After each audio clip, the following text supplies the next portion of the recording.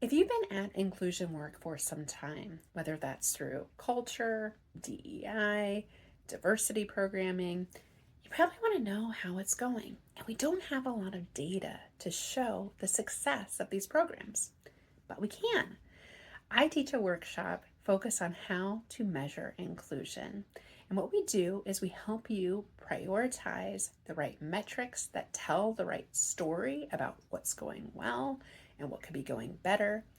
We decide key sources for that information, how and when it will be tracked, how it will be reported, and we help build a scorecard so your team can see the health of the culture through the lens of inclusion.